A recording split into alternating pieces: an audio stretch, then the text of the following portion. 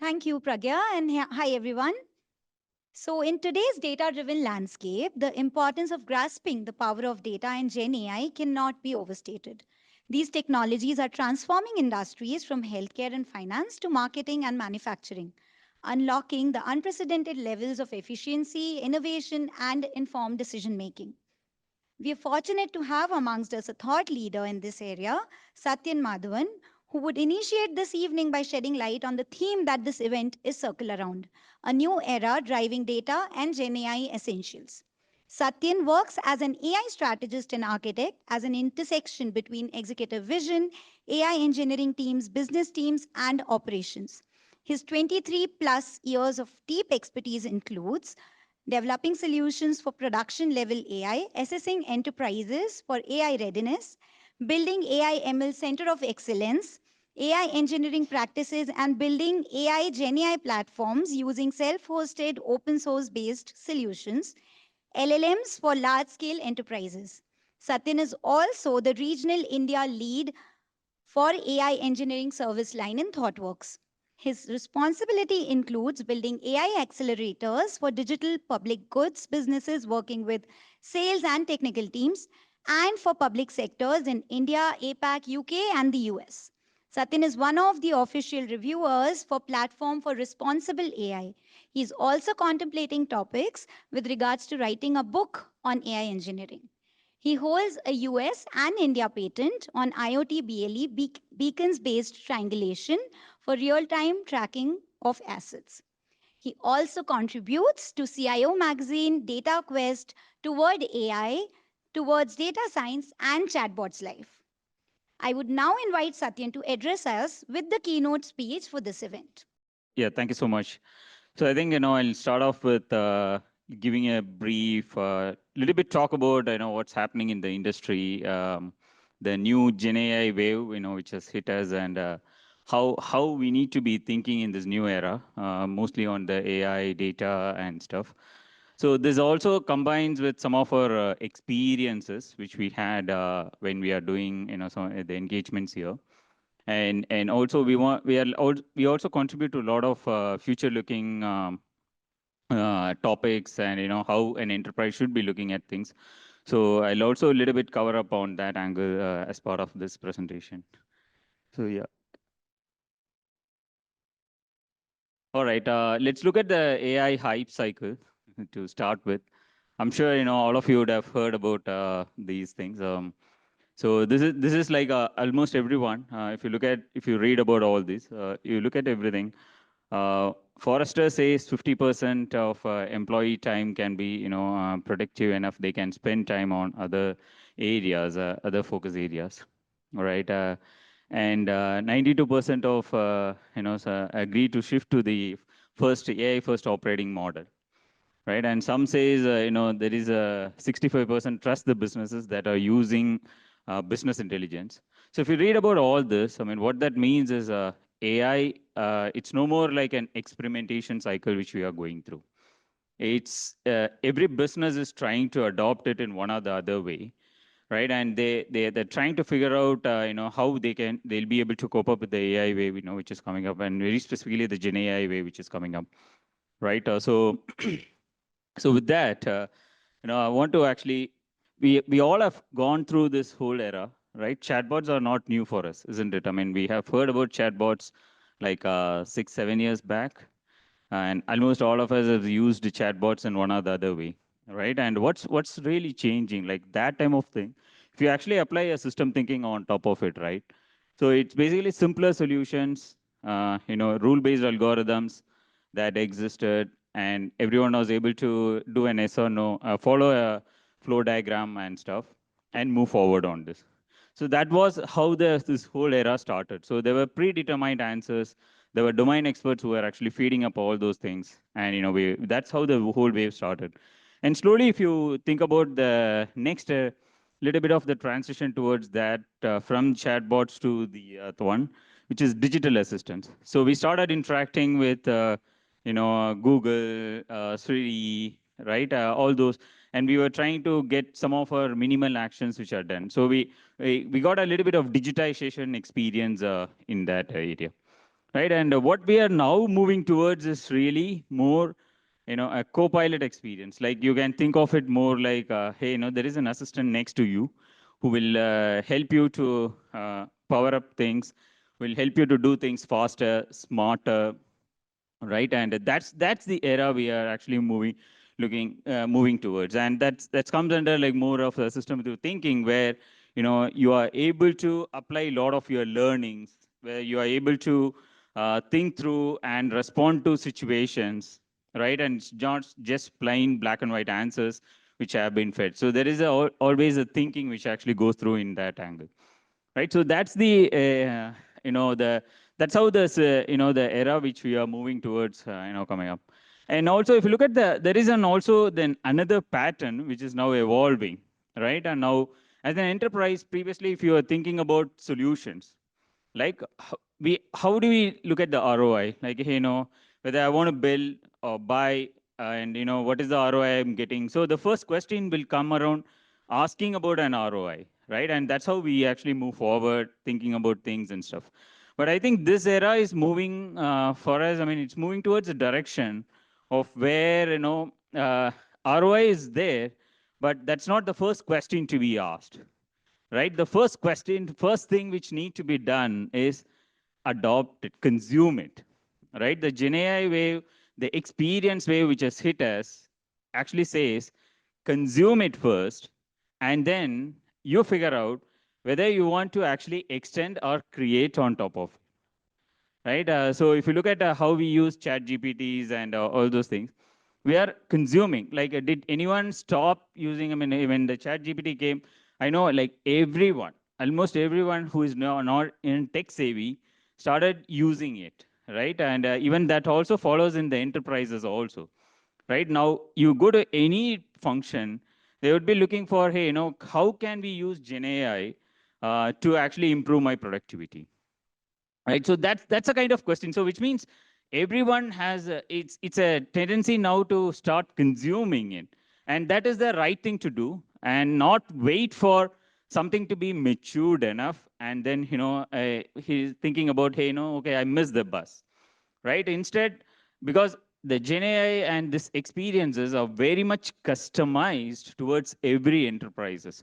So there is no black and white answers, or anyone can actually bring up things, find solutions on any of these domains.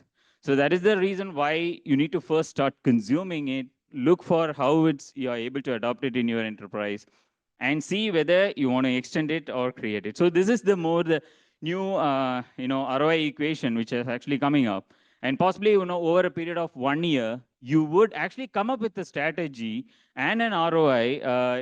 Like, next 3 years, I'm doing this, right? So that is what we should be doing, as part of this, the new era which is coming through us, right? Come on, come on. No, no, it's not coming up. Yeah, all right. So just summarizing, I mean, we looked at how the industry, everyone, every industry is ready to accept AI. We looked at the ROIs, how the differential way of thinking and stuff. And this is the new era which we are actually hinting towards, right? So we all have looked at data, right? Almost everyone has looked at data, right? And one or the other way, we have start consuming data, build data platforms, use data in one or the other way. But I think there is a lot more focus on using your own data, like, and in lot of ways, like, how do you make your gold mine, make use of your own gold mine, right? To this new era. Like giving you examples there, right? So we used to build data pipelines, and we used to build data lakes, right? And that is more structured. Okay, no, you're very focused on certain goals. No, I want to bring in real-time reporting. So you are focused on a certain goal on it, and then you are driving towards it. So you do a lot of sanitized data, you do a lot of these data pipelining, then bring in the proper data to it, and then you bring in intelligence on top of it, right? So now this era, actually, I'll cover up in further slides. There is a different way of even looking at the data. It's not only the structured data which is going to help us. It's every data in your organization is actually going to help us in one or the other way.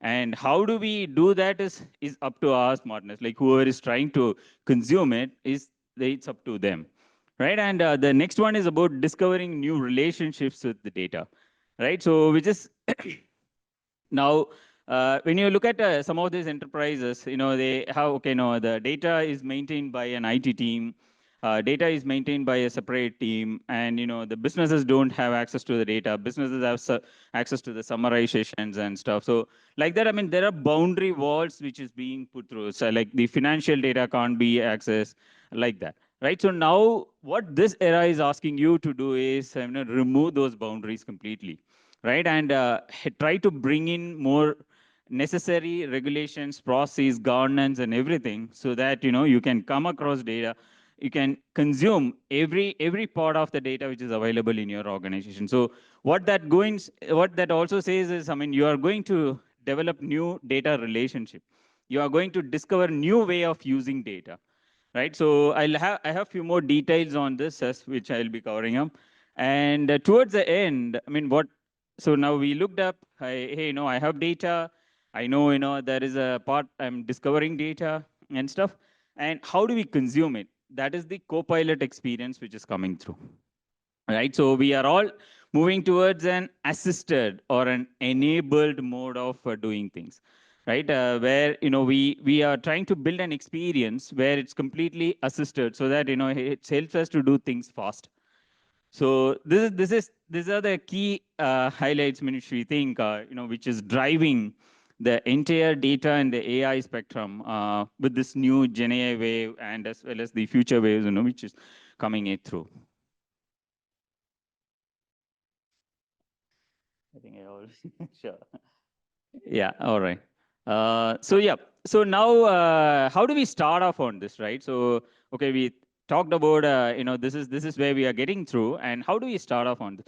I think this is how an enterprise need to first look at, right? First, there are 5 cards of AI in the for the enterprises, and the key important thing is all these need to come together, right? And if you look at our experiences here, one or the other way, there may be, we have done a lot of things around data, cleaning it up and stuff. We have brought in right people, we have brought in right processes, right? So every organization puts it in a very different way on all this. But unless and otherwise, all these comes together, right? We won't be able to implement, what's the new era, the whatever we thought about on the data and the experience which we are trying to provide. So it's very, very, very much important that some of those design thinking, the product thinking which we have been using, right? And also businesses owning those machine learning models, the deep learning models, the business intelligence, all those businesses should be talking about it. It's not the data science team who should be talking about it. It's basically the businesses should talk about it, and things need to flow in from there, right? And that's how all these need, unless and all these are getting connected in one or the other way, right? It won't be able to do that. Let me give you an example, right? So went in for an assessment for an one of the biggest enterprises here, right?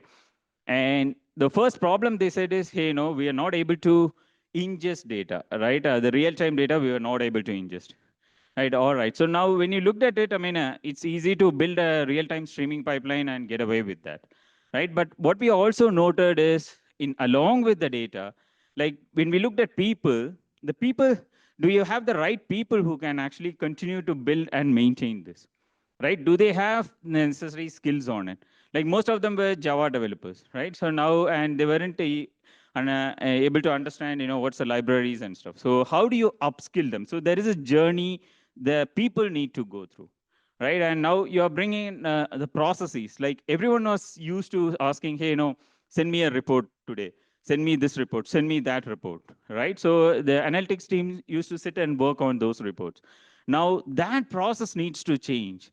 Now, as part of when we are putting it together, when you are giving a self-serve model, they are able to talk to a system and get the information. So the process, there is a process change actually which actually need to go through, right? And for that, what we have to technically, what we have to build the necessary platforms and the products which are underlying, which remains as a backbone to actually make this happen. So if you look at this, the problem statement started off with saying, hey, no, I can't actually, I'm not able to do real-time data. But it's not that. It's not the only the just the data problem and stuff. So it is unless you look at it holistically and fix the necessary things around people, process, and everything, I mean, it won't happen. So that's the guideline. So that is the first guideline. When you are looking at this as an enterprise, the first thought process which need to come through is, you need to actually put all these things together and then, start the journey.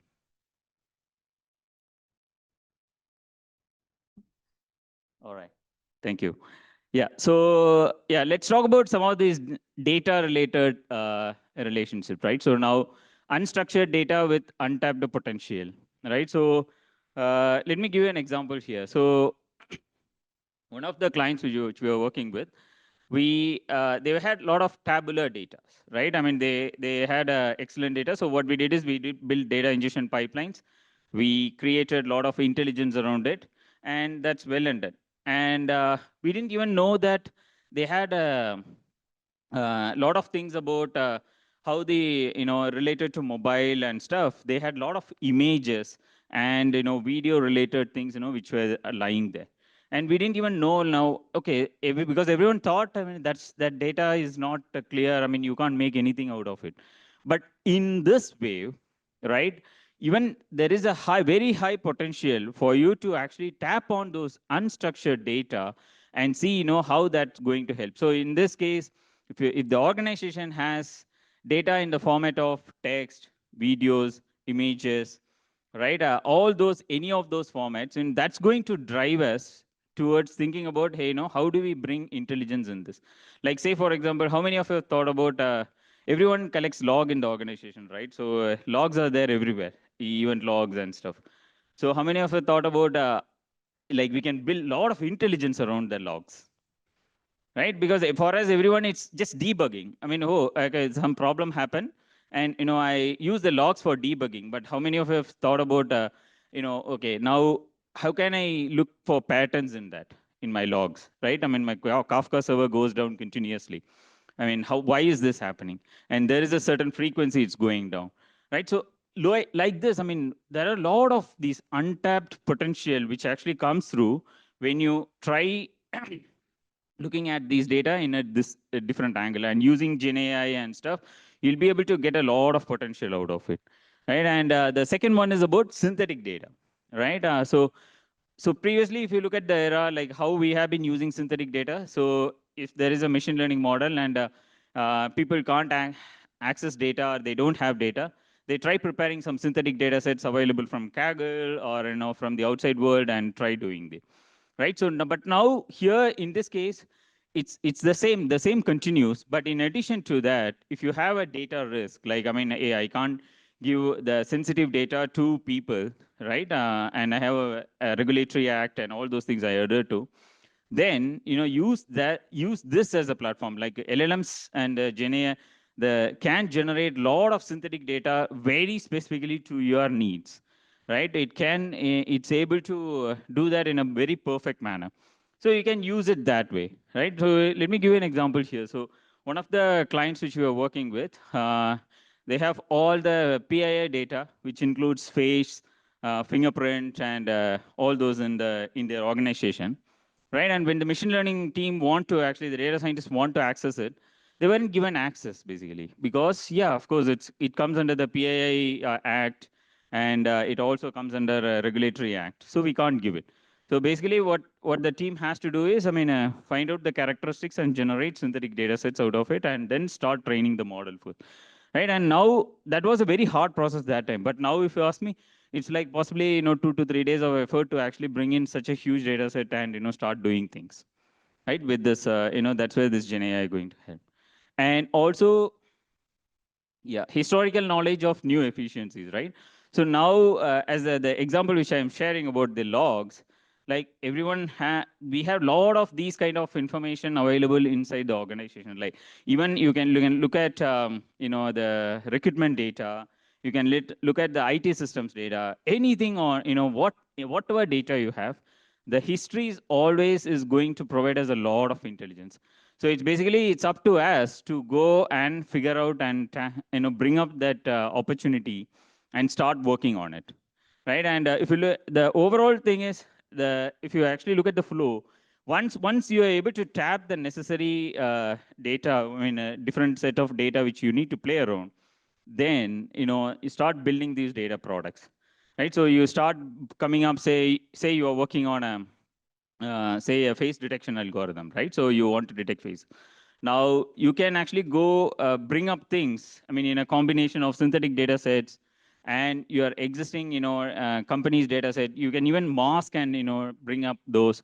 So all those are kind of possible. So you start building data products which has the necessary governance, the how do you access the data, everything. I mean, the necessary regulatory standards for you to start accessing those data, right? And that is where this relationship start building in. So if you look at it, the when you start bringing in cross-functional data, right? So let me give you an example on the cross-functional data, right? Let's take the same example of the logs, right? So now there were three products. So one was related to people, right? I mean, it handles a lot of people-related like registrations and those kind of things. And there was another product which was actually doing purchasings and those related things, ordering and all those things. Then there is this fulfillment, with the different system which is doing the fulfillment. So now everyone had their own models. Like the fulfillment had their own models to say, hey, how can I actually, predict what is the best price? I mean, how can I actually look at the delivery logistics to make my fulfillment faster and stuff, right? And also, like how even the PA, they were able to populate a lot of information. So like this, everyone had their individual share in bringing in the machine learning intelligence. But now, if you actually cross-cut this and look at, how say bringing in people, bringing in the type of products they're buying, and the location they are purchasing, if you actually put it together, you will be able to bring up a very different experience. Even you will be able to bring up a very different business model. Like say, for example, in Kormangla, there are a lot more books getting ordered, and very specifically in this locality, there are more books getting ordered, right? So and the consumers, the locations, and what type product and stuff. So when you combine all this, you are able to actually deliver it and bring up a different business model, even cheaper rates and stuff, because you can bring up all the warehousing and etc. You can bring up a lot of books here and then start selling. So like that. So a lot of optimizations actually gets through, and so that's where you will start discovering new relationship. And the second one is newer data types, greater access, and increased data. So now with this, you start even exploring newer data types. Like now you have images, you have text-based things, you have videos, everything. So this is all new data types. But I mean, what that also means is, unless you have the necessary governance, it's going to actually trouble us. Like, I mean, with LLMs and stuff, you can do a lot of data poisoning. You can, deep fakes, right? So you can exactly create as similar as data as we have. So everything is possible in this, but unless and otherwise we put in the necessary governance, it's going to it's a troublesome area as usual. I mean, every AI, that's the same problem in which you are doing.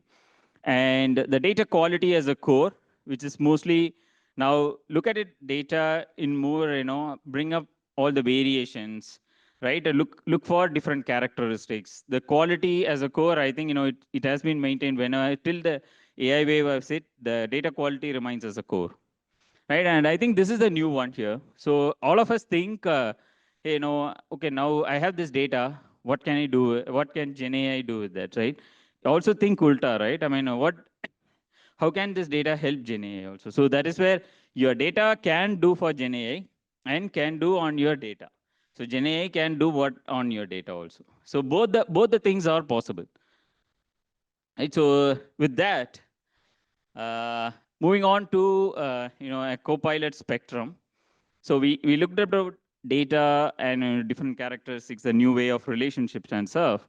And this is where now the experience kicks in, the products building kicks in, right? So now mainly the wave which actually brings in two important things.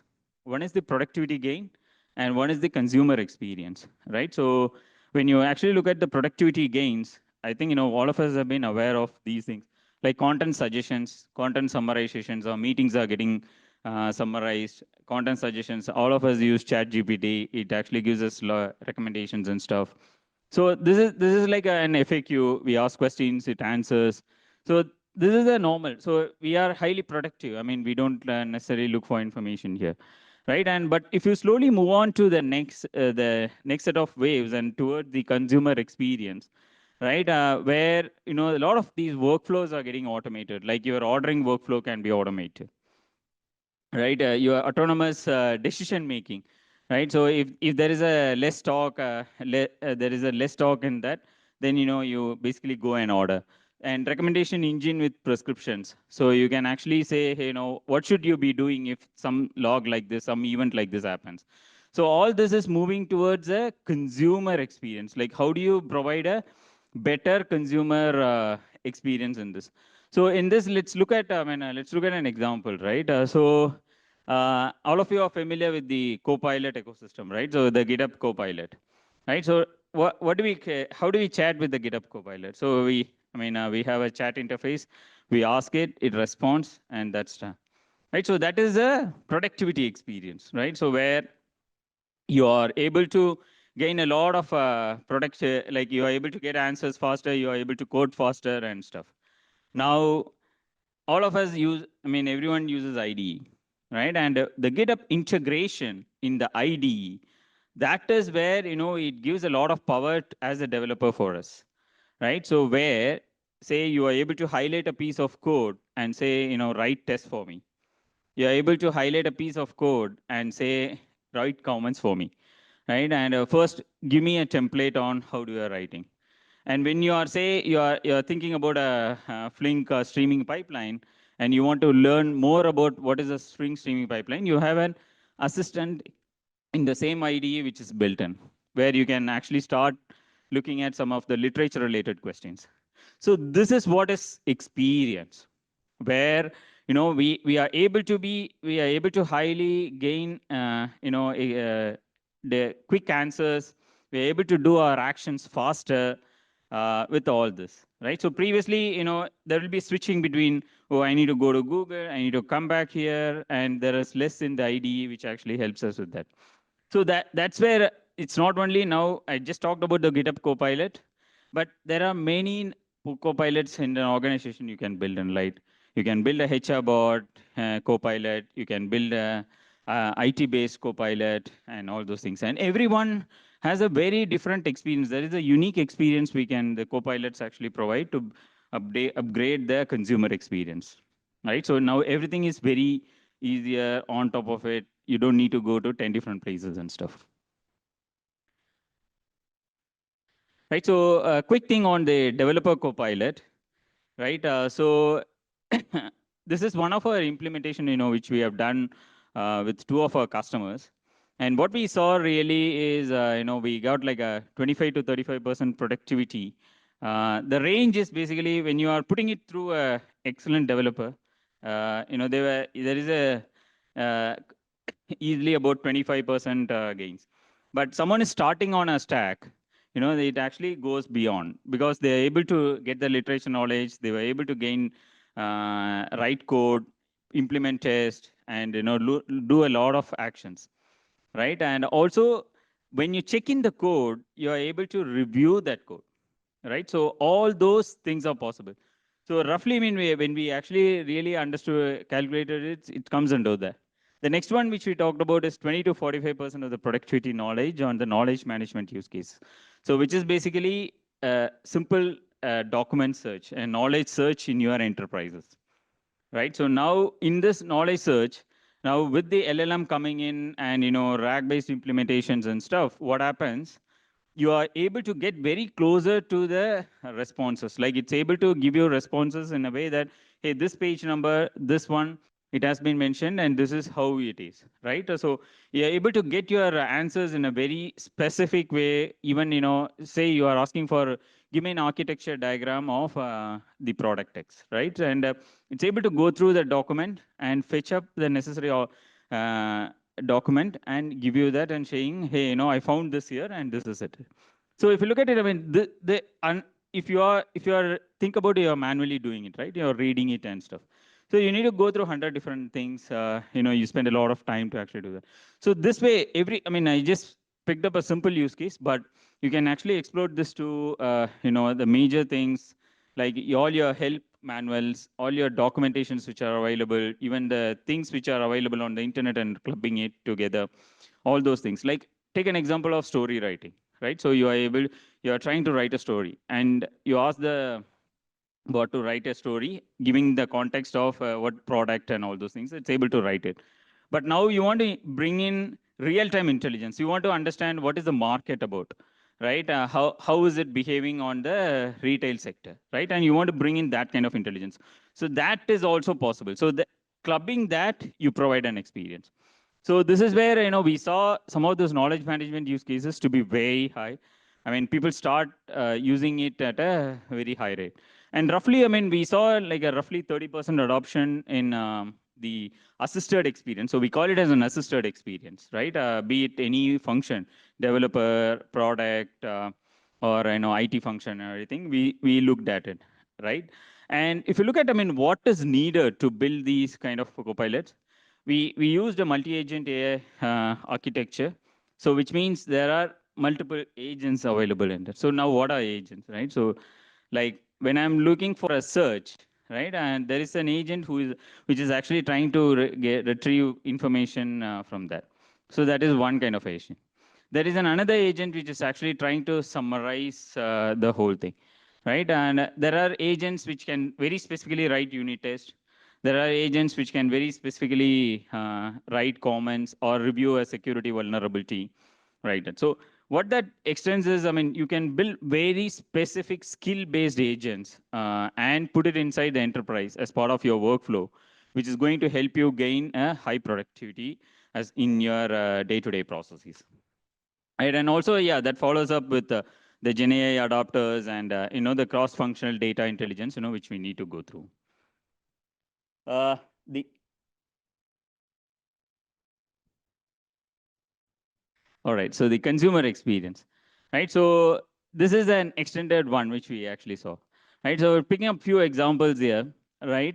So there was one of our customer, we were doing this. So our task was mainly to do a security vulnerability on their code base, right? So we said, okay, fine. I mean, we created the LLM pipeline. We created it actually directly accessed the GitHub thing, and it picked up the repo. It reviewed everything. It provided security vulnerability recommendations and all those things. And what is the next step? Like the next step was actually to create tickets for it, right? So there is a continuation, there is a context. So this is more a workload. So this is an experience now. So now instead of someone actually going and reviewing and putting up all these things, that agent itself was able to go create a ticket out of it, right? And then we try to follow up on those. So this is one. It's more personalized. I mean, you can bring in more personalized experiences as you go through, right? And also think about the orchestration. Another very important thing which you're talking about is the orchestration when you're talking about an experience, right? So now think about solving a defect. I'm just picking up all the developer examples, but there are more product examples too, which if anyone is interested, you can ask me, right? So say you're searching for a defect and you are trying to fix it, right? And also you are trying to resolve it. So this whole process can be automated in a workflow, right? So you get inside the IDE, right? And then we were able to look for the defect. So we integrated the defect management system there, and so you are able to look for what defect you are trying to fix. You fixed it, and when you pushed it, right, and it says it went and updated it. So if it's another, so this is done by an agent. So the agent itself is very specifically created for this.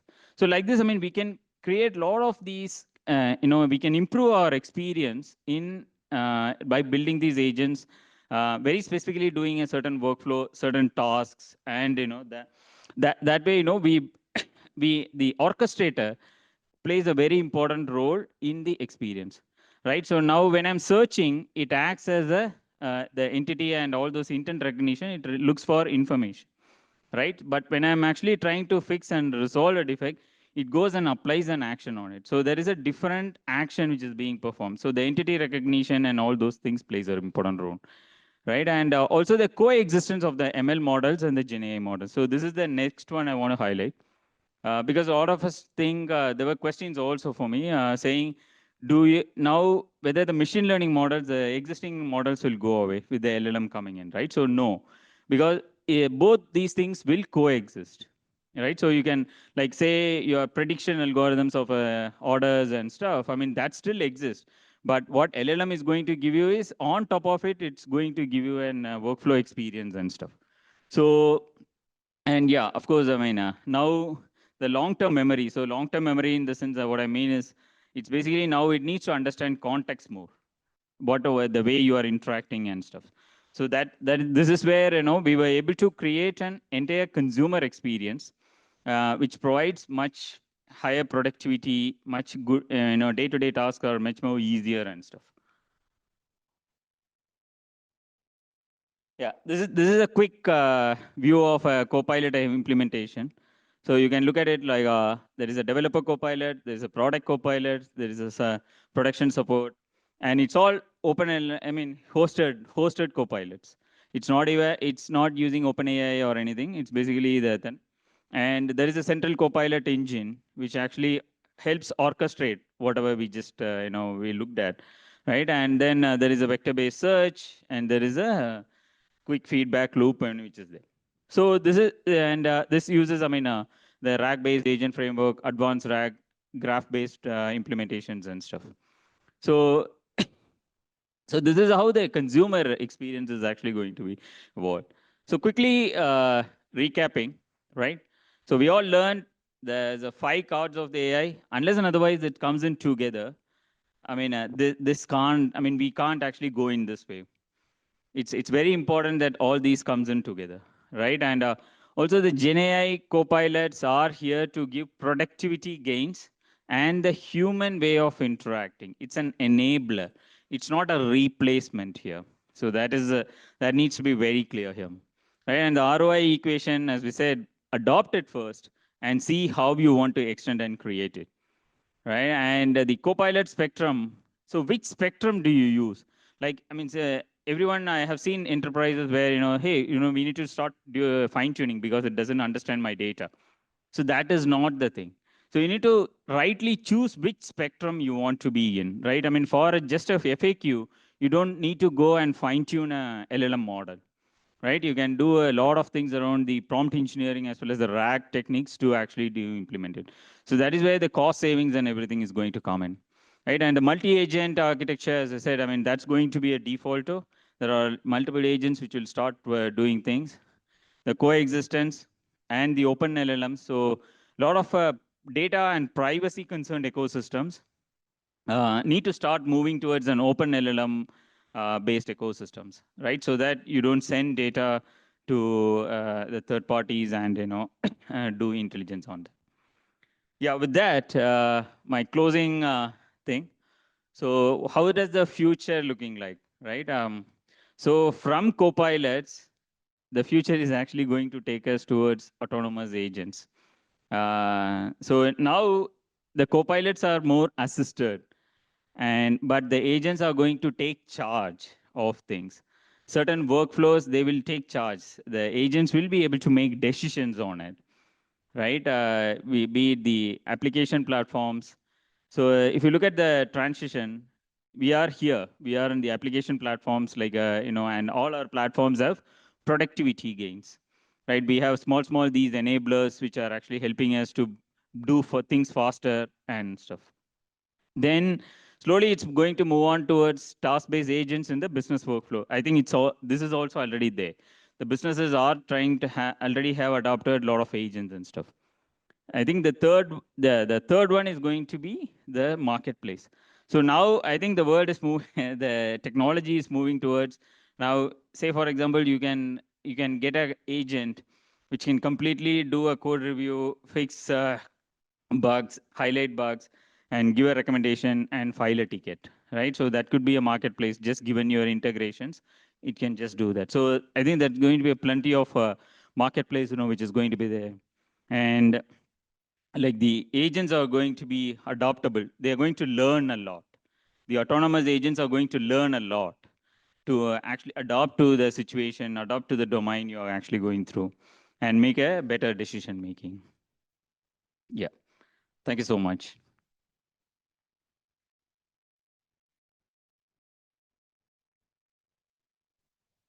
Thank you so much, Hatan. So we have a few questions from people who are attending online, and then we can also open the forum for everyone who's sitting here in the room. So the first question is, it's from the slide 2 of your presentation.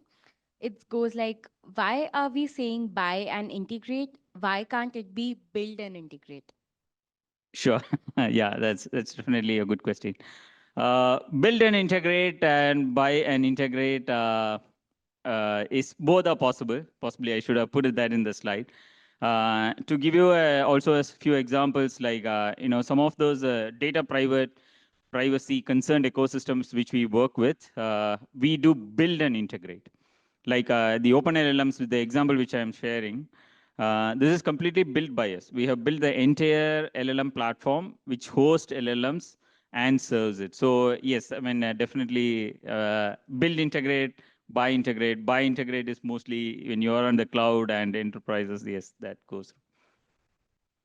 Great. Thank you so much. I hope whoever asked this question, their answer is there in front of them. The next question is, would the task specific agent need domain specific LLM model?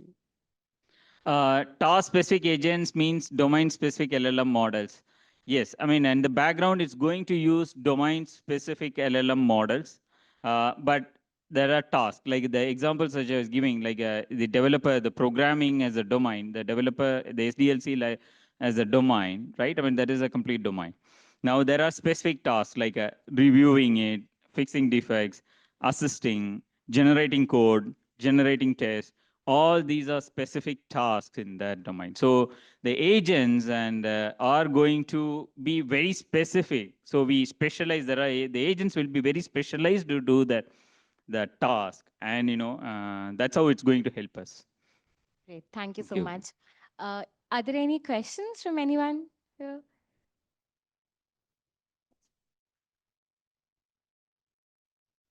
Yeah, thank you for that nice talk. You had a slide on that five chords. Sure. Yeah. So, can you elaborate more your experience on the people part of that? Right. What and when you mean people, which people are you referring to, and what kind of changes you are expecting? Sure, definitely. Yeah. So when I say people, yeah, it's multiple things.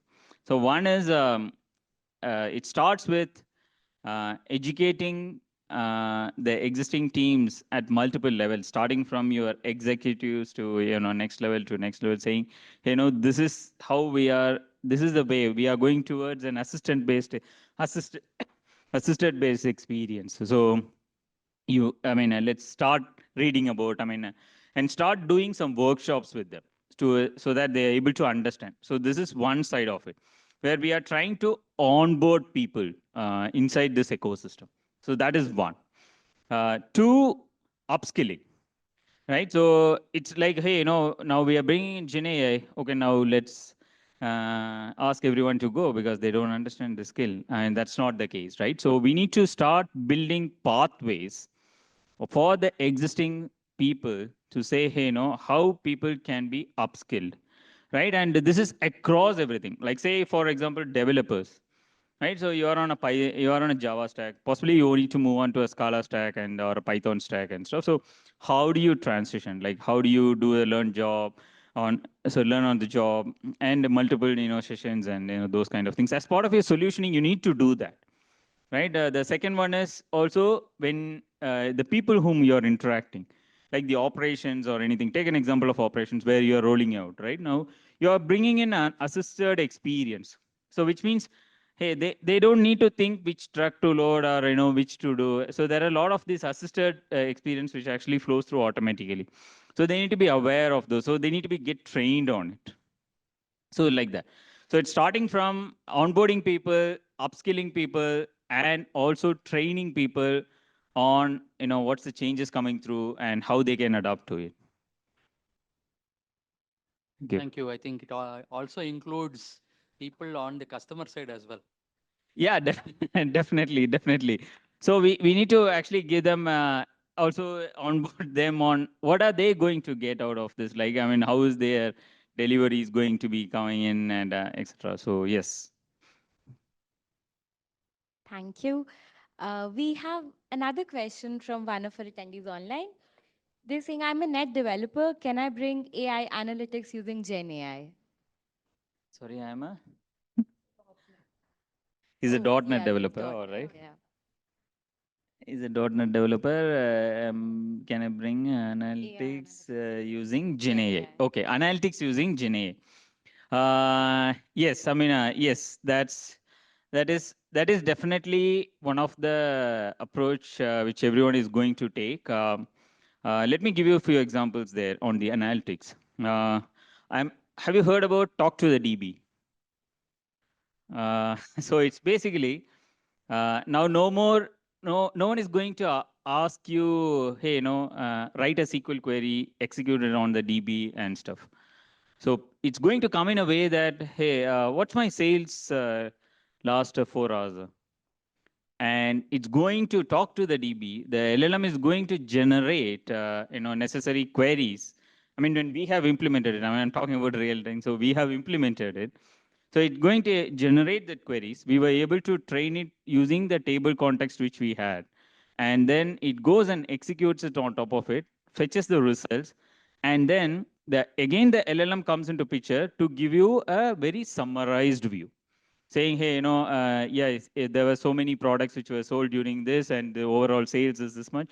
So like that. And definitely analytics is one of the area which this wave is actually GenAI is going to hit along with data and the LLMs together. The other one thing which we have implemented is also the reporting, right? So now when you actually ask it to give a report based on, hey, give me a report in a tabular format for the top 5 customers, including their sales data and stuff, it's going to give you that report. I mean, no more anyone will be sitting and doing that particular job, because all the backend systems in the enterprise are well connected and those systems are learned to provide this experience. Thank Yeah, you so thank you. much.